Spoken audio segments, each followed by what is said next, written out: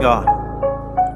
Panginoon, ako'y sumulat at sa'yo'y ipagtapat na maraming mga tao dito ang di pamulat. Naturigang ang buhay pero patay sa kasalanan, kaya hirap ng masilayan ang katotohanan ng lahat. Natutokso lalo sa tawag ng laman, kaya maraming mga taong lulong sa kahalayan at laking pilosopo at ayaw mapagsabihan. Walang pake sa kaligtasan, gusto lang ay magyabang, at ang dami pang tanong na ayaw din ng sagot dahil ayaw ring marinig. Nalabag din siya sa Diyos, sobrang lala nitong mundo, pati ang Diyos binabastos. Buti na lang may awa siya at di niya tayo pinatos. Tandaan, hiram mo lang kung anong meron ka ngayon, ang lahat mawawala pagdating ng panahon. Payo lang, wag mong subukin ang ating Panginoon dahil di ka maliligtas ng iyong katwirang patapon. Sobrang dami ng alam ng mga tao sa mundo, mas marami ng mayabang at mapagbalat kayo. Mas sinasamba ang pera kaysa sa Panginoon, mas sinusunod ang layo, bisyo dito bisyo doon. Meron ding kababaihan na wala na ang moral, sumasayaw sa kamera, walang suot na salawal.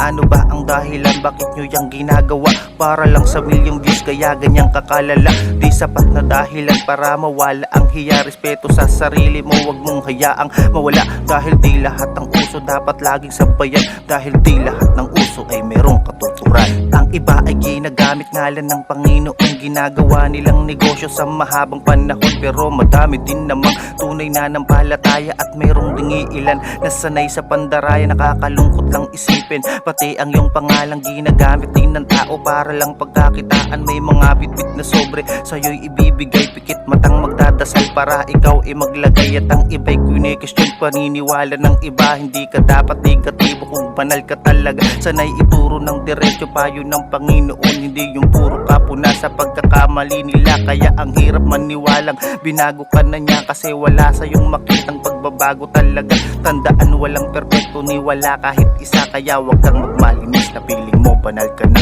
Tandaan, hiram mo lang kung anong meron ka ngayon, ang lahat mawawala pagdating ng panahon. Payo lang, wag mong subukin ng ating Panginoon dahil di ka maliligtas ng iyong katwirang patapon.